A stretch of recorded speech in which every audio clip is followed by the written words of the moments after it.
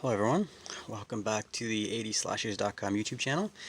On today's video, we are going to do a little more in the Christmas season, and we're going to talk about Silent Night, Deadly Night.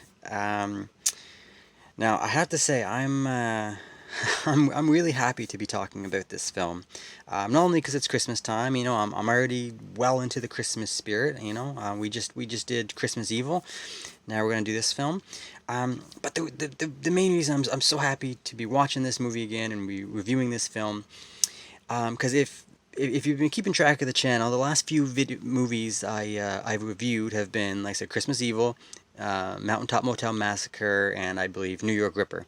Now I like all those films; they're all great, but all those films are not your typical 80s slasher. They all have something a little different going on. New York Ripper is half giallo, half slasher, very an Italian horror film, which is great, but it's not the typical 80s slasher. And Mountaintop Motel Massacre is its own thing. It's a slow, more drama based mental illness study. And same with Christmas Evil. It's more of a study of mental illness. It's a Christmas horror film, little slower, more dramatic. Doesn't really follow the typical formula. So like I said, I like those films. It's good, but I'm so glad to be getting into this one now, because this is through and through an 80s slasher. The type of films I just love the most. This one has it all. It's so fun.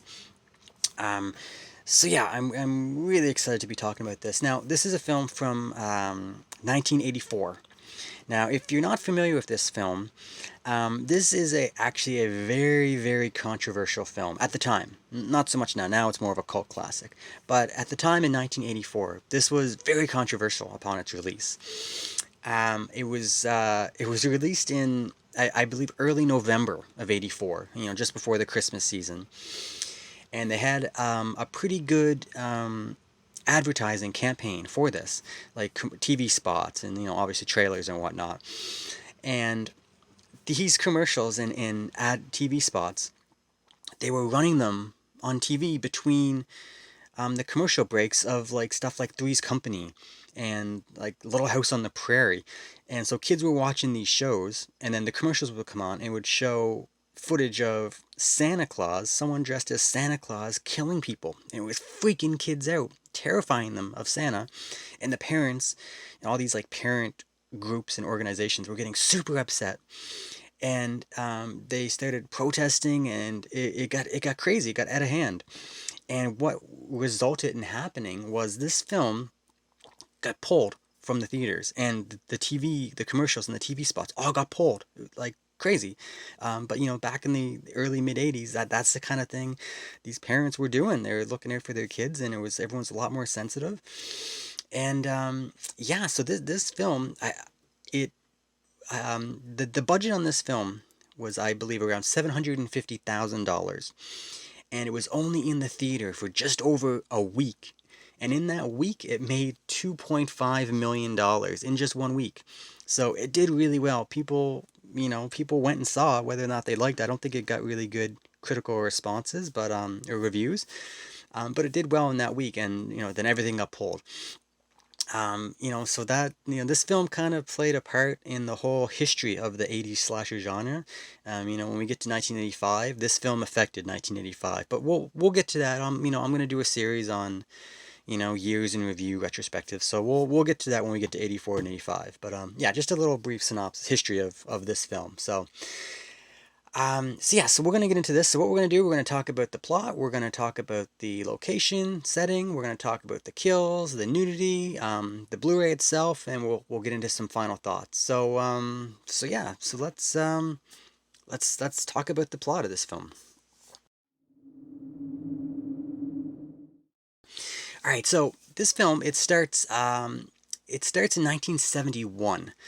And basically, it starts with a little boy, Billy, and his parents are going on like a road trip on Christmas Eve to visit like his grandfather in like a mental institution, who's basically an invalid, doesn't talk, he just sits in a chair, he's a vegetable kind of thing, or that might be not be the right word. He's an invalid. He's been committed. Anyway, at some point during the visit, Billy spends some time alone with them, and the grandfather basically turns to him and talks and basically says, you need to be careful. If you've been a bad boy, Santa's gonna come, and he punishes bad boys. And he just freaked out Billy. This little kid's like 6, 7, 8 years old, just freaks him right out. And he's like, I don't want to see Santa. So on the drive back home, he's telling his parents, I don't want Santa to come tonight. He's gonna punish me. I've been bad. I don't want this. Blah blah blah. And they're just like, oh Billy, you're being silly. But on some and then eventually on the drive home, it's at night now. Um, a criminal, a murderer, is wearing a Santa Claus costume, and he stops the family on the road in their car, and he brutally murders Billy's parents right in front of him. He sees it all. Very traumatic. And he's witnessing Santa Claus basically in his eyes killing his parents brutally. And it messes him up clearly. Obviously it's going to change his life. It's going to make him kind of a nutcase. So we flash forward through a couple years, and we see him at an orphanage, run by nuns and whatnot. And every time it gets closer to Christmas time, he acts out and he starts getting worse and worse and worse. And some of the nurses are concerned he's having, he's getting deeper and deeper into his problems, and they punish him and whatnot. And it's a good little setup. And then eventually we finally skip forward to the present, which is 1984. So that's the setup of the film. And then eventually he's kind of an adult. He's like 18 adult, and he has a job at a toy store, which we will talk about in a little bit. And it's getting close to Christmas time, and it's starting to happen again. He's starting to go crazy, crazy, and he eventually just he snaps. He has a mental breakdown, and he just goes on a killing spree on Christmas. And that's it. That's pretty much the plot of this film. Not too complicated. Fairly straightforward, basic. Um, but it's good. It's really good. It's a straightforward plot, but it's easy to follow. It all makes sense, which is nice in these films. It's not too convoluted when they try to make things messier than they need to be. Um, so yeah, it's good. It's a good solid 80s slasher plot. The thing I really like about it is the prior evil scene. When he was the thing he witnessed as a child. It's played out really well. Sometimes you just hear like a line of dialogue. People say, "Oh, his parents were killed," but we get to see it. We get to see the horror of it, of what he experienced. So it's really effective in that way. And then they cleverly use it to set up the rest of the film, because it all plays into it. It all explains away his behavior, which is fantastic. And then even up wait until the end of the film, it kind of comes full circle from where he began as a child, and then where the film ends. It kind of is like a full circle. So the plot is wrapped nicely in a nice Christmas bow. You get that, yeah. And yeah, it's good. They do a good job. I really like it. The This isn't a long film. It's like the uncut version, which is the version you should watch, is just over an hour and a half. The pacing's really good. There's not a lot of time that goes by when you don't get either some kills or some nudity. It's never boring. It's a fun film. It goes by really at a really good pace. It's really enjoyable. And by the time you get to the ending of the film, the ending, it's really good. The ending is, I really enjoy the ending. It's like I said, it's nothing complicated, no big secret reveal. It's pretty straightforward, but it's executed really well. There's actually some tension at the end of this film, like not for most of the film, but the last 5-10 minutes of the film, like there actually is some good tension, which is always appreciated when watching these films. I wouldn't say it's scary. If you're a little kid, it would be, I'm sure, but for adults, there's some good tension. And yeah, like I said, the ending is good. So yeah, that's basically the premise of this film. Really good, really enjoyable. Um, so yeah, so let's get into the location.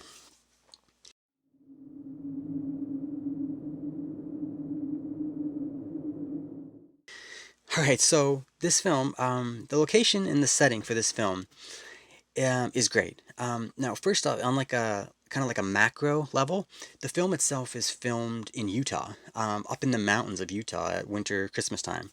And just that whole setting is fantastic. It really adds to the Christmas charm. When there's like you see them like driving, through the mountains and like in the background, it's just beautiful. It's a beautiful outdoor setting, but it also has like the small town mountain feel. It's not like a big city. There's like a few houses, there's a couple stores, like toy store. It feels like it's a small location. Like there's some isolation to it, which is fantastic. And when the killing starts, that I feel like that adds to the tension and the horror, because if it was in like a big city, it's like, oh, there's a killer on the loose, he could be anywhere, there are millions of homes and businesses where he could be. But in a town like this, there's like 100, so your odds are like 1 in 100 he's gonna come knocking on your door, type of thing. That's the feel. Like, you never know where he's gonna end up. It's just, the small town feel, it just works so much better in these films, in my opinion. Um, so yeah, so like I said, on a macro level, like just the whole location, the town, the mountains, everything, it's really good. It adds the isolation, and it really has a great Christmas charm. It just the old, all like the Christmas decorations, all those cheap plastic Christmas decorations from the 80s. The cheap Santa outfits, all the presents, the gift wrapping. It just feels like a great Christmas movie. It has a lot of charm, so that's really good. Now, within the movie, there's two other little locations. One is there's a children's orphanage. It's not a big part. There's part in the minute, part at the beginning, part at the end. Um, there's not a lot of kills that go on there, but it's in the film, and it's a really good setting. It's like an old building, all these strict nuns like whipping kids with belts, and all these sad kids at Christmas time getting like one present. It's like, it adds to the Christmas charm of the film, but it's sad, and I don't know, it just adds to the film. I really like the orphanage setting. It's good. But of course, the main event in this film is a good portion of the middle of the film takes place at an 80s toy store. And this toy store is fantastic. Billy gets a job there. He's working in the back, stocking shelves and whatnot. But you get to see the front, where like the displays and the registers and all that stuff. And it's so fun. Every time I look at this film, I'm always watching, trying to look at the shelves to see which toys I can see, and the ones you can clearly see G.I. Joe toys, Masters of the Universe, He-Man toys, Star Wars, Return of the Jedi, Smurfs toys, this 1984, those are like G.I. Joe, He-Man, Star Wars, Smurfs. That's the toys of '84, and it's fantastic. They're front and center, and it's so great. It just adds to the charm and the feel of this movie. And Toy Story at Christmas time, with like the Christmas tree and all the decorations and the kids coming in. There's like Santa sitting on his lap. There's like sleighs, like Santa's sleigh. It's just the whole setting is fantastic. Yeah, so the setting location for this is, I love it. Like, I made a video and like a post on the website of like my top 10 locations. This didn't make it, but after watching it, maybe it should have, because I really really enjoy this location. So yeah, it's a good one. So yeah, so let's get on to the kills.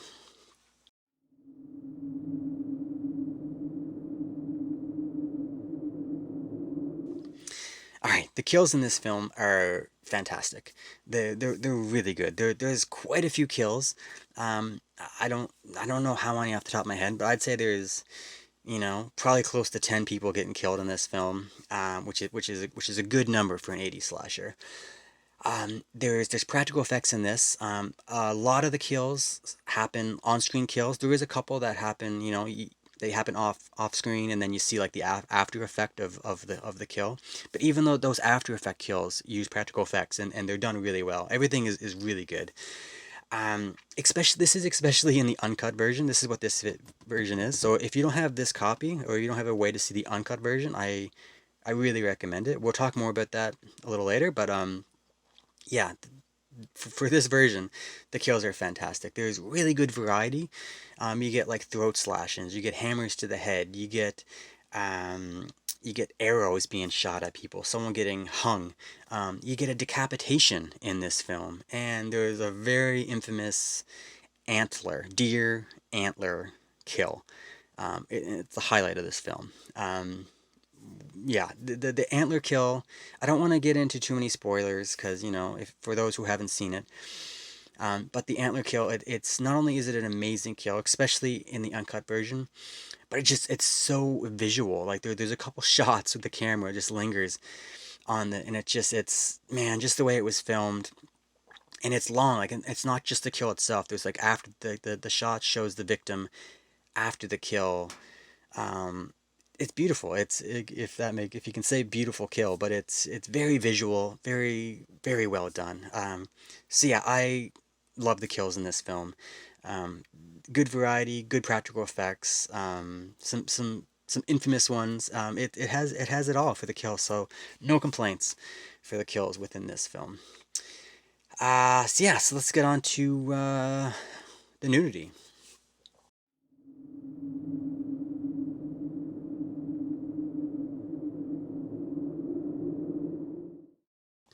All right. Just like the kills, this film has quite a bit of nudity. Again, if you saw my video on my top 10 80 slashes for nudity, this is on that list. This is, I think, is number, I want to say it's number four. Um, this has a lot of nudity. There's five different scenes with nudity in this film. So if you like these films to see that, this one does not disappoint. And they're sprinkled all throughout the film. Like I said, just like the kills and the nudity, every 3, 4, 5 minutes you get one or the other. So it's not a boring sit through. There's always something happening. Right near the beginning of the film, there's a scene of nudity, and then it goes all the way up until I think the last scene is it stars Linnea Quigley. So, if you're a fan of 80s horror, she's like a 80s horror scream queen. She's been in so many movies. She's done a lot of nude scenes. It was kind of her thing back in the 80s. And this may be one of the best ones. I know Return of the Living Dead is probably her most famous, but this is probably number two. And I might like this one better. This is her scene. She's just like walking around the house topless, so nonchalantly.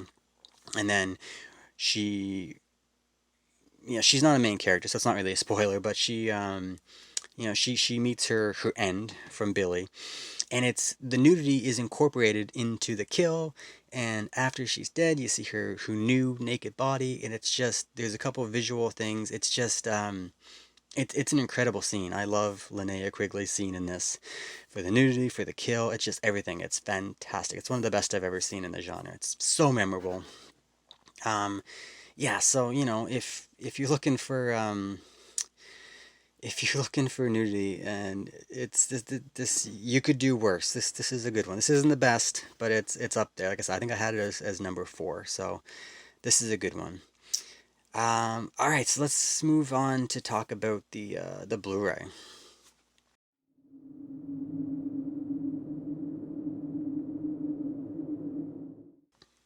All right, so like I said, this Blu-ray, this is a version that was released by Scream Factory or Shout Factory. And this is fantastic. This is, like I said, it's a collector's edition. This came out, a year or so ago. I first got it last Christmas. And this is fantastic. This is the new artwork, which I love. This is fantastic. All the dead bodies behind them, Billy and dressed as Santa. It's fantastic. And then inside you get the original poster art, which I never really liked this as much growing up for whatever reason, but it's growing on me. I like it now. I mean, I just like the Santa arm coming out of that chimney with the axe. It's pretty cool. It's pretty iconic. So yeah, so you have the choice. Then inside, of course, like I said, you have the new artwork there, so you can flip it over. Um, so you get two Blu-ray discs. This is the theatrical version, and then this is the new unrated version. Obviously, you're buying this for this. This looks fantastic. This was a new scan. They scanned it in 4K.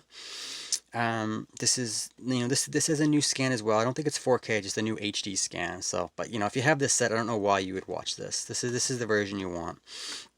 Um, and yeah, this is a fantastic set. Now, I have to, just so we know, the The uncut version of this, there's a note at the beginning when you watch this. It basically says, you know, the original negatives for the uncut footage was lost. They can't find it.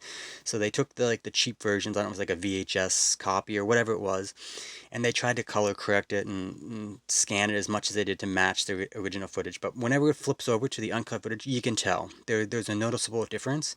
But honestly, it's not that bad. I would rather have that than not have it, because some of the uncut footage is fantastic. Especially, like I said, the Linnea Quigley scene. There's a sledding scene. I won't get into it, but there's like kids sledding on down a snow hill. There's some uncut footage from that scene, which is fantastic. So yeah, it's definitely worth it, even if it's not true 4K scan for that parts. It goes in pretty seamless. Like it's noticeable, but it's not distracting. So yeah, so there's that. So be aware of that. But this is the version to get for sure. Yeah, so but like the regular footage, it looks amazing. The 4K scan looks fantastic. It looks like it was filmed last year. Sounds amazing. Like this is such a good package. And look at the special features. You get a ton. Like on the theatrical disc, you get like, a new transfer, trailer, radio spot, TV spot. So yeah.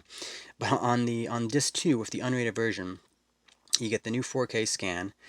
This is a new documentary. It's called Sleigh Bells Ring, and it's about 45 minutes. It's like a making of documentary, interviews and stuff, and yeah, feature interviews with just a bunch of the people who made the film, Linnea Quigley, some of the actors. Um, Fantastic, fantastic. Another thing that's new is Silent Night, Deadly Night film locations then and now, which is really cool. They go and they show clips from in the film, and then they show it now, like inside like the police station and like the mountains and the stores. Really cool. There's of course there's a bunch of commentaries. There's some more interviews, trailers, poster gallery, all the regular stuff. A couple more interviews. There's a good older interview with Linnea Quigley on here as well. So hours and hours of special features on here. So yeah, no doubt about it. This is the one I would get if you're looking to get this. This is available. This is available in a couple versions. There's some overseas as well, but in North America, there's an older version that came that just like with this cover from the original. I don't know whoever released it. I don't believe it's the uncut footage. So I would pick up this one. It's worth upgrading if you love this film. I would get it just to upgrade. So yeah, so that's the Blu-ray. So yeah, so let's get into my final thoughts.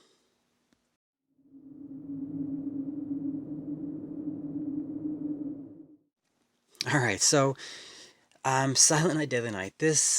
I'm gonna say this is my favorite Christmas '80s slasher. I think it's the best. I think it's the best. There's not a lot. There's like I think there's 5 or 6 '80s slashers that are true Christmas films. This is my favorite. I think it's the best. It just this film has everything. It has the 80s slasher formula that we all love. That's what we watch these films for. It has a good story. It has a great setting. It has fantastic kills. It has good nudity. It has a great Christmas feel. It just has it all. Like I just love this film. I think it's fantastic. I know some people don't like it for some reason. I don't know. I don't get it. For me, it's fantastic. This is becoming at Christmas time. I watched it last Christmas. I watched it this Christmas. I think it's gonna be a film I'm gonna put in my rotation for my yearly Christmas films. And usually it's Christmas Story, Home Alone, Christmas Vacation, stuff like that. I never used to put this in, but this is year 2 in a row now, and I'll probably watch it next year. It's becoming a real holiday favorite for me. Again, because it just captures the Christmas charm. It's fantastic. It just really feels like Christmas. There's certain movies that take place at Christmas, like Die Hard. People are like, oh, Die Hard is a Christmas movie. Sure, it takes place at Christmas, but it doesn't really feel like a Christmas movie. It doesn't put you in the Christmas spirit for me, anyways. Um, this feels like Christmas. Like when you watch Christmas Vacation and A Christmas Story and Home Alone, they feel like Christmas. That's why people love them. Like it warms your heart. And even though this is an '80s slasher, it has that charm, that Christmas charm. I don't know. That maybe it's just me. I really, I like watching this. It's fun. So yeah, so like I said, I highly recommend this film. If you haven't seen it, check it out if you can. Find the uncut version, because the missing footage on the kills is really worth it in my opinion. It does a really good job. Um, so yeah, that's about it, guys. That's Silent Night, Deadly Night, 1984. Fantastic Christmas film. So just to wrap it up, again, I just want to thank everyone, my all the people who have been watching the video, subscribing to the channel. It's really appreciated. It actually really helps the channel. The people who are leaving comments and asking questions and whatnot, it's fantastic. I love answering the questions. I don't think there's a question I haven't answered, or comment. I try to get back to everyone, as best I can, as quick as I can. It's just, I love talking about these movies with people, and whether we agree or disagree on the content, if what we like, it doesn't matter. It just, we're talking about them. And hopefully we shine a light and more people start talking about watching these films. They're really underappreciated in my opinion. That's the whole point of this channel, is to you know try to elevate these films in people's eyes. So yeah, so again, thanks everyone for just watching, subscribing, channel, commenting, liking. It's all appreciated. All right, guys. So I have some fun things coming up on this channel, hopefully. So stay tuned, and until then, all right. See yous.